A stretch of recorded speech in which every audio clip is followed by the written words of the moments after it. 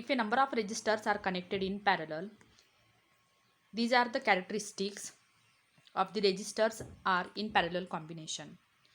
Then what is the parallel combination of the registers?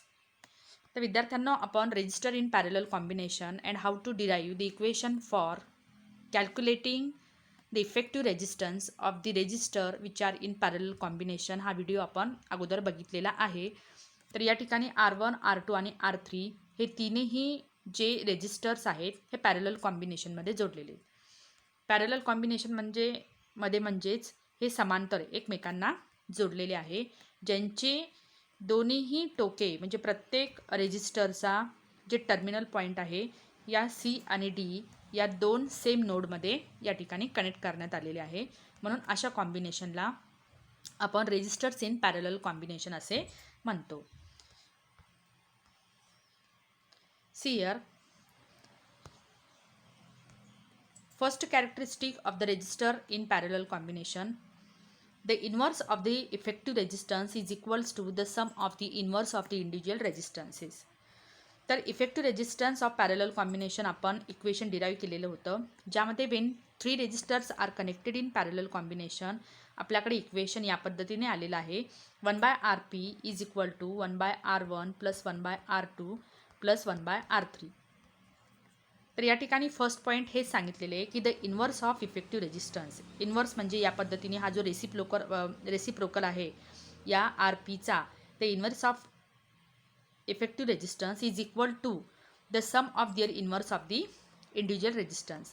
तर प्रत्येक जो रेजिस्टर आहे, जे 3 रेजिस्टर पॅरलल कॉम्बिनेशनमध्ये जोडलेले आहे, त्या तिघांचाही इन्व्हर्स रेसिप्रोकलचा जो सम आहे तोच त्यांचा effective resistance in parallel combination आहे.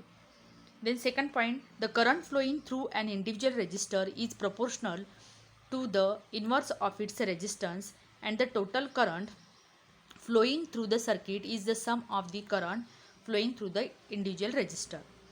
आता या पॅरलल कॉम्बिनेशनमध्ये आपण V ची व्हॅल्यू ही कॉन्स्टंट ठेवलेली होती. Potential difference be the constant in case of the resistors in parallel. But in all the resistor the value of electric current I ची value ही प्रत्येक रेजिस्टरसाठी वेगवेगळी होती. R1 साठी आपण I1 कन्सिडर केलेली होती. R2 साठी I2 amount of electric current is flowing through the resistor and R3 साठी I3 amount of electric current flowing through the resistor. तर प्रत्येक रेजिस्टरमधून वाहणारी जी काही इलेक्ट्रिक करंट आहे तो total electric current flowing through the circuit is the sum of the currents flowing through the individual resistor. त्याच्यामुळे total current आपल्याला काढण्यासाठी प्रत्येक रेजिस्टरमध्ये जितक्या अमाऊंटचा इलेक्ट्रिक करंट हा वाहतोय त्या सगळ्यांचं सम घेणं या ठिकाणी आवश्यक आहे. So that the total current through the circuit is given by I1 plus I2 plus I3, which is an electric current which is flowing through the R1, R2, R3, these register. Then third point, the potential difference across all register is same. आता या ठिकाणी potential difference हा प्रत्येक रेजिस्टरच्या दरम्यान same आहे. See here, for calculating how much amount of electric current flowing through the each register, here different ammeters are connected with their series combination. R1 साठी या ठिकाणी वेगवेगळे ॲमिटर जोडलेले आपण पाहतो. Because in parallel combination the amount of current flowing through each resistor is variable, but voltmeter is only single here because the potential difference which is applied in between all these resistor, these the terminals of all three of these registers are connected in the two same node, so that same amount of the potential difference is applied along each and every register, so potential difference is same.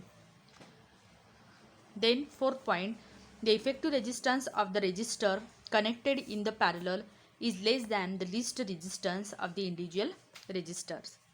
आता या ठिकाणी जो effective resistance येणार आहे, जो parallel कॉम्बिनेशनमध्ये असलेल्या रेजिस्टरचा इफेक्टिव्ह रेजिस्टन्स हे ऑलवेज लेस राहणार.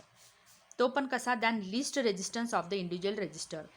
त्या रेजिस्टरच्या जेवढे रेजिस्टर आपण पॅरललमध्ये जोडलेले आहे त्या प्रत्येक रेजिस्टरचा जेवढा रेजिस्टन्स असेल त्याहीपेक्षा कमी रेजिस्टन्स हा इफेक्टिव्ह रेजिस्टन्स असतो.